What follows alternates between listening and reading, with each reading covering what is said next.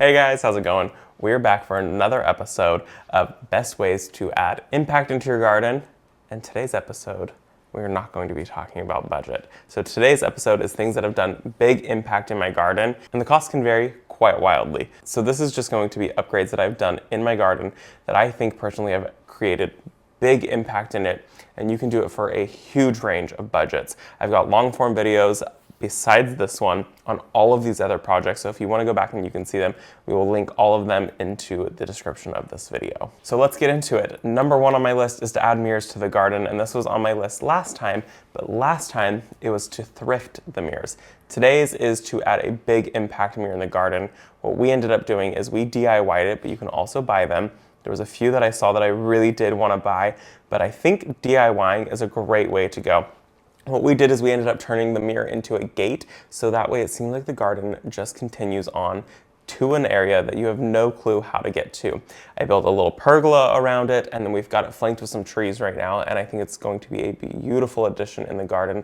I've got some creeping fig that's growing up it, and I want it to be a green wall, so you really are like, well, what is leading you back there?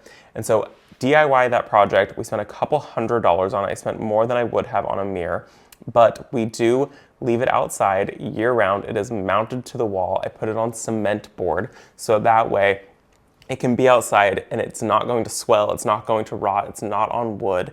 And that was the issue that I was running into with finding mirrors, is that a lot of them were on OSB or they were just on some type of material that could not be outside. And the ones that I was finding that were metal, I thought that they would probably end up rusting and they really wouldn't last as long as I wanted them to last at that price point. So we built it out of plastic for the framing around the mirrors. I bought the little mirrors off of Amazon. That was probably the cheapest portion of it.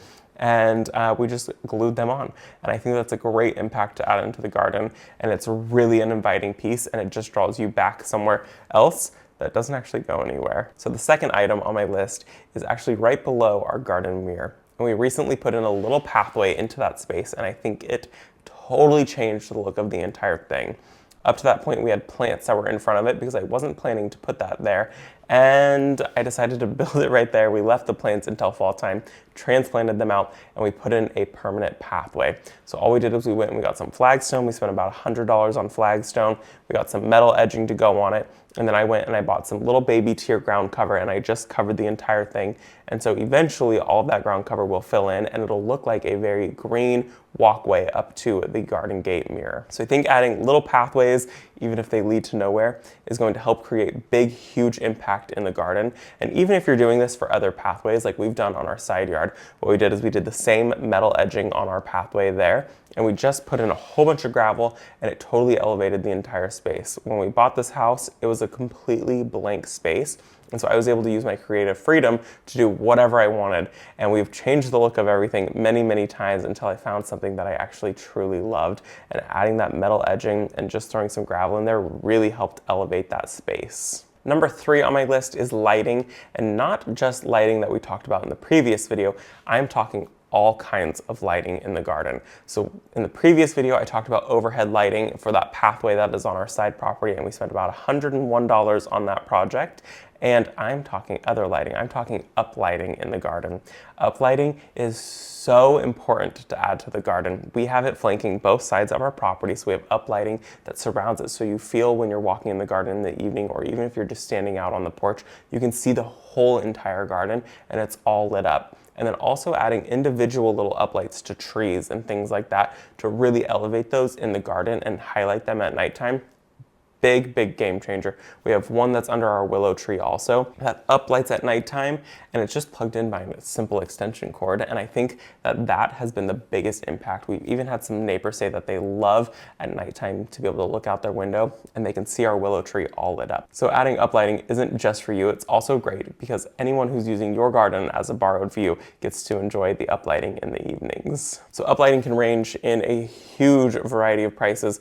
We have added uplighting that's been about $100 per container, and we've got them on both sides. You can get individual lights for about $15 to $20 a light. You can do solar lights. There's a huge variety of lighting that you can do. Personally, we have tried to add all lighting that is 110 that you just plug into a normal outlet. It makes it so easy and they last so much longer. I found solar lights can be quite expensive. and you buy them individually, and you usually only get a season, maybe 2 out of them, especially in my growing zone where summers are hot and it just cooks that little solar panel. So I think it's worth it to spend a little bit more money up front, because in the long run, it's going to last you much, much longer. Our lights that we have installed that are uplighting have lasted us probably about 4 years at this point, and I haven't had to replace them. Number 4 on my list is to add the sound of water into your garden. And this one, I think everyone should absolutely be doing in their garden. We have 3 fountains. We have 4 fountains actually in our garden. We have one on our front porch that is a very small little one, and I love it. The second that you come onto our property, you hear water, and that's you entering into our house. You're hearing the sound of moving water, and it's so gorgeous. You come out to the back garden, and you were greeted by a fountain to the left in our side yard, and it's a big fountain, and it's a beautiful wall fountain. We ended up paying $500 for that fountain, and I think it was a great deal. We found it locally at a statuary. So look up statuaries in your area, and you can go explore, get some great ideas, find price points to see what fits your budget. In my area, in a zone of about 2.5 hours, I have about 4 statuaries that I can go to, and I can find some really beautiful fountains. So highly recommend looking up statuaries in your area, because you will find a huge range of prices. Don't be afraid to stop at those ones that don't always look the most beautiful, because that's where you're gonna find the best price point. We've gotten ones from high-end garden centers where I spent $250 on a small little fountain, and I still think it is worth it. This little bubbler fountain that we have sitting in our seating area. So when you're in the seating area, you hear a very soft trickle of water, and it is just the most relaxing sound. And I've also bought some off of Amazon that were a really good size, and we spent about $200 on that fountain. And I think that fountain, for the cost of what it was, for what you're getting from it, totally worth it. We did hook up most of our fountains, all of our big ones, so 2 of them, onto irrigation, so they auto refill every single day. I didn't want to have to worry about them over splashing and me burning out the motor pumps. So if you're adding a bigger fountain, I think it is so worth it to run a little irrigation tube up the bottom of it, have it so it auto refills. Little tip though, make sure that your irrigation is higher than the water line. If it's lower than the water line, or if it's at the very bottom, what will happen is it'll push the irrigation out, and then when your irrigation turns off, it could siphon back down that tube, and all of a sudden, all the water that it put in plus any other water is gone. So put your irrigation up a little bit higher, and that is a great little tip for you. Number 5 on my list is to add raised beds into your garden. Not everything has to be on the ground or ground level. So I know that in our back garden, it used to be the vegetable garden. It's now my cut flower garden this year. And all of these flower beds are raised up, and it is going to be so nice to be able to harvest flowers from this area. And I know that these are my cut flowers, and I don't have to take anything from my landscape, and I'll be able to make beautiful arrangements. My grandparents have a couple raised beds, and they absolutely love them. They have them full of just ornamentals, and she changes them with each season, so that way she's constantly got big impact in her garden. And it's nice because it's at a higher level, and you don't have to reach down for every little thing in the garden. So I think adding just a couple raised beds is so important. You can do like we've done, where we DIY'd and we made some wood raised beds, and I expect them to last only a couple years. I don't expect them to last a lifetime, but 5 to 7 years is what I'm expecting out of them. We did untreated wood, but I did go through and I did put fabric inside them to help keep the soil off of the walls of the wood. That way I do extend my seasons through these and not just get 2 years out of them. You can also go the route that my grandparents have gone, where they did raised beds. These are ones from Vego, and they're still so beautiful. They come in an array of colors, and they're very easy to assemble. It takes all of the work off of you from having to measure, cut, build, assemble. These ones come and you just put a couple screws in, and then you've got these beautiful beds. You can also do stock tanks, which I think is another great option if you don't want to build them. Go to Tractor Supply, get yourself a couple stock tanks, fill them up with some good soil. You could spray paint the stock tanks, and then you have beautiful beds that nobody would even know are stock tanks. Make sure you put drainage at the bottom of those ones though. Number 6 is one that I think is going to start being a bigger and bigger trend each year as this continues to grow, and that's to paint your fence. I think painting your fence is one of the scariest projects to do, but it adds such huge impact into the garden. I personally wanted to paint my fence for years. My husband fought me on the idea of painting it until he saw somebody else's fence that was painted, and he fell in love with it. Once he saw it, he's like, yep, that's a great idea. And we went ahead and we did it. We used a little sprayer I think it was like $50 from Amazon, and then we went and we bought 5 gallons of paint at a time, and we would just slowly spray each individual section. We decided to go with the color called Slate by Behr. It's their wood and deck stain, not the color slate in the paint. It is their deck and paint stain. Those are two totally different colors. And then I've seen other people who do a lighter fence color, and it is just as gorgeous. It's way better than just leaving in that natural wood that fades to the sun to that grayish color, and it just starts to look a little old and rustic. And for me personally, that wasn't the vibe we were going for in our garden. I wanted it to be something a little more elevated, and I found painting it black made all of the green in the garden just glow, and it made everything absolutely pop. We haven't had too much issue with plants burning or anything like that because of the black fence. We did have a section where we did lose some apple trees, and I think it's because of pests. I don't want to fully blame the fact that it was the black fence. There was some sunburn on it, but I think it's because the trees were weak from some pests that got in and decided to damage my trees. I have found though, if you are going to do the paint, highly recommend using a sprayer. Be careful of your neighbors so you don't overspray. You could always use cardboard on the other side so that way you're not overspraying over to your neighbor's house. Or you can roll. It just takes a lot longer to roll your fence if you need to paint it. Spraying it is definitely recommended. Just be cautious of overspray and winds that day.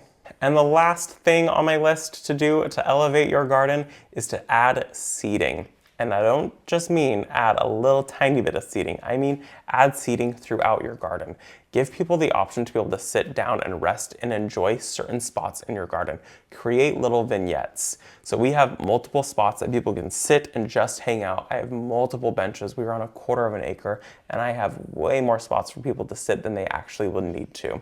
But I think what's important is this way people can stroll around your garden and they can find somewhere that they can sit and they can enjoy that view for a minute or two. Or if they wanted to just continue on, even the bench itself could be a focal point. So the one bench that I've absolutely loved is from Amazon. We paid 5 years ago about $120 for it, and I think it's close to $190 at this point or something like that. It is a hardwood, so it lasts for a very, very long time. Like I said, we bought it about 5 years ago, and we leave it out 24/7. That thing does not come inside. I don't fold it and put it away. I do like this one because it does fold should I need to put it away, but I'm not going to. We have since painted it. It came and it was a little bit of an orange color, and I didn't fully love that. For me, when I bought it at $99, I thought it was worth that price to have to put in a little work on it. We have painted it, I think 2 times now since we've owned it. And it's now this like soft, creamy color, and it is a gorgeous creamy color. And I think painting it is going to extend the life of this bench for a very, very long time. We also have a cement bench in our garden. We have since actually gotten rid of that bench because I would like to just buy 2 or 3 more of the exact same bench so my garden has a cohesive look around it. And that way, when you're sitting in one spot and you walk to the other one, it doesn't feel like everything is mismatched. So I think adding that cohesive feel by adding your benches and making it so they all look alike is a really great touch, but definitely add somewhere for your guest to be able to sit when strolling the garden and somewhere for you to be able to sit and enjoy all of the hard work that you've put in your garden. So those are my 7 tips to add big impact into your garden. And I'm sorry that I didn't break it down for a full budget on this one, but the variance on cost for all of these things is very wild and very different depending on how much space you have to do. I mean, just for our fence alone, I think we ended up spending $500–600 just in paint, plus the cost of the sprayer, which we did not buy just for that project. We did buy that for many, many other projects that we have used over and over again. So I hope that you guys enjoyed this video. Thank you guys for visiting our garden, and I will see you all in the next one. Bye, guys.